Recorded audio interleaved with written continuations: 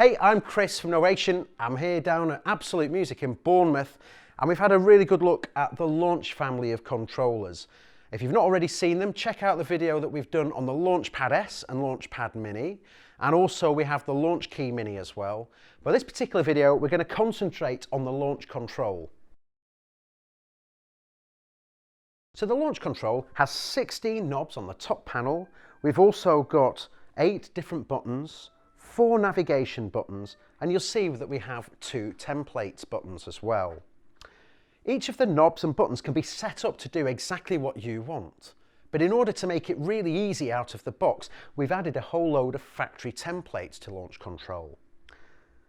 To access the templates is really easy. You just simply hold down the factory template button, and then you can choose which template you want by just pressing the appropriate pad.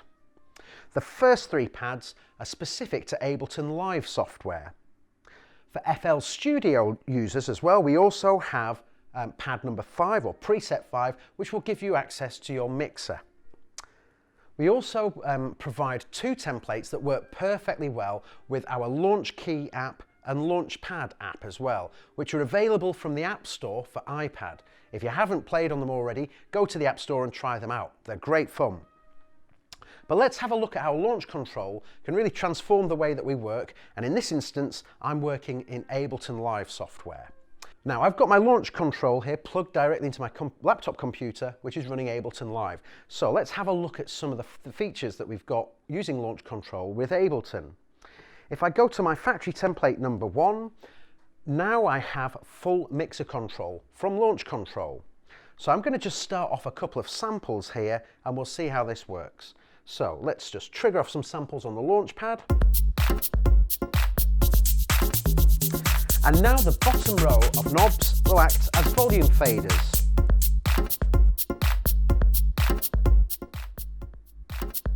You can see we can easily control the volume here.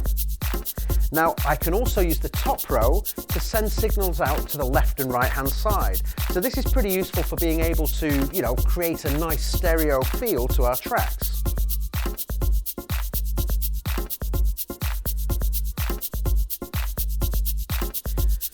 Now alongside the mixer control with volume and pan control, I can also access my send effects as well. Now I'm just going to change the samples here for this section, and I'm now going to press the down arrow in my navigation arrows. This now allows me to access my send effects that I've got set up in my Ableton set. A send effect is when I can take a channel's audio signal and branch that out to a second channel where I can place effects. So I'm able to actually add effects to that channel by sending it over there. So now that I've actually pressed down on my navigation arrows, I can control, in this instance, send A. Let's take channel 6 and send that out as well to send A. On send A, I have a ping pong delay there, and we can hear that coming in now. Now if I want to add some reverb on send B, I've also set up a reverb, so let's grab that. Maybe add some to the kick. If I have more send effects set up, I can use the down arrow to scroll through them. So now I'm going to add some resonator to the kick drum.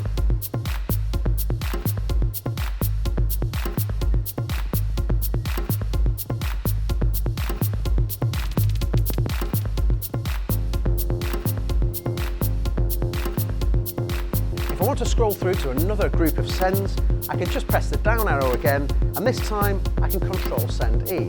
If I had control send F set up, I could also use the lower row. I can access any of the send effects that I've got available to me just by using the down arrow to scroll through. If I want to go back to my volume control, I just press the up arrow, and instantly I can now take control of the volumes. The switches in this mode, or buttons in this mode I should say, allow me to turn the tracks on and off. These are rather like mute switches in our mixer. So the next thing we'll do is we'll look at factory template 3. If I press and hold the factory template button, choose number 2, we're now into mode 2. And what we have here is the ability to actually launch clips. We have almost like a single line of the Launchpad available to us. To navigate my way around the software, I can use my down and up arrows, left and right, to find the tracks that I want. So let's go down and find a different set of samples, and let's trigger these. Okay.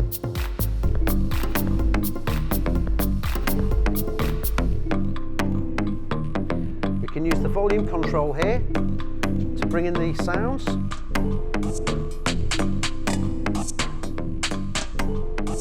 And let's move back up to our other samples and we can trigger those. So in template 2, we have a single line of Launchpad style control. I have access to my volumes and again my pan controls. Now factory template 3 is a very powerful system. If I press down and hold factory, move to template 3, what I now have is the ability to move between the different tracks using my navigation arrows and accessing the individual effects and parameters of the instruments that I've got set up within Ableton. So if I now move across to my drum rack channel here, I can see that I have 2 effects set up. I have my auto filter and I also have a delay. So I'm just going to trigger a clip on this channel. And now if I use my down and up arrows, I can choose the device that I want to control. So here it is with the auto filter.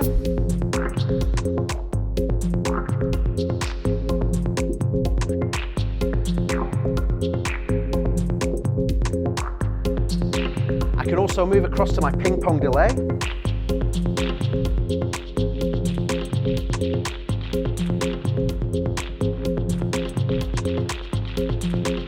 Let's move back to the filter.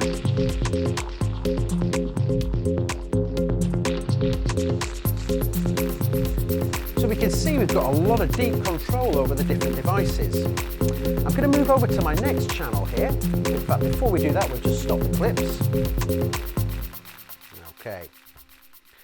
I'm going to move over to my next channel now, and in here I have my operator synthesizer set up. Once again, I can use the up and down arrows to move between the devices within Ableton on the channel. But if you notice on the operator, I have much more than 16 controls available to me on there. So how do we control the various different pages? Well, if I use my controls here, we can see that I'm controlling operators oscillator 1. I'm changing the envelope. But if I want to control, for example, oscillator 2's envelope, if I press the second button, this will now take me to a second page on the launch control. And now this will be controlling, if I just select oscillator 2 here so we can see, I can now control the envelope there. So in template 3 mode, we now have access to a whole variety of different controls by using the page buttons at the bottom. One thing I should say is that in template 3, only the 8 controls on the left-hand side of the launch control are actually active and are automatically mapping to the device's parameters within your software. The 8 controls on the right-hand side are actually available for you to map to whatever parameters you want. In order to do this is really easy. We just press Command and M or Control and M on the computer, click on the parameter that we want to control, and then just move the control that you want it to control. Now I know that whenever I'm controlling my devices with the 8 controls on the left-hand side, whenever I need to access the crossfader, it's always going to be there on my controller number 16 here.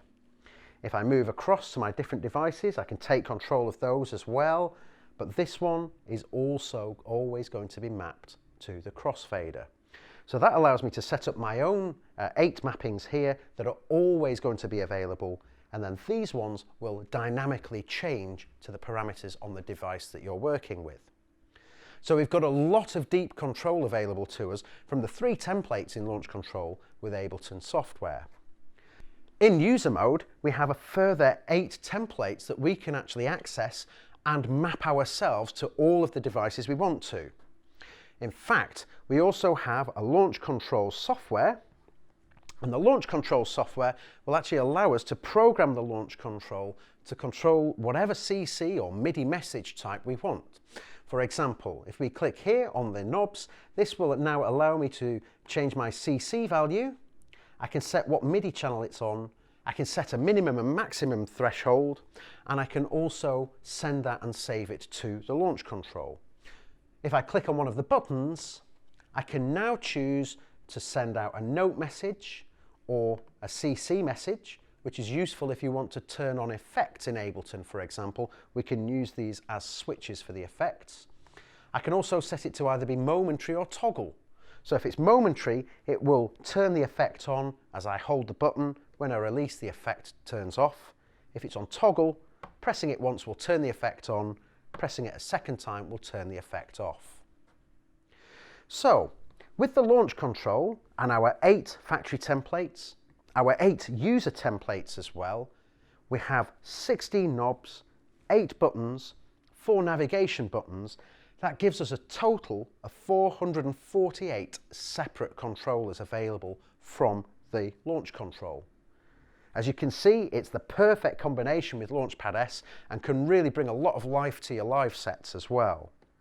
If you'd like any more information about the launch control, check it out on novationmusic.com or give the guys at Absolute Music a call and they'll be happy to help. Thanks very much for watching.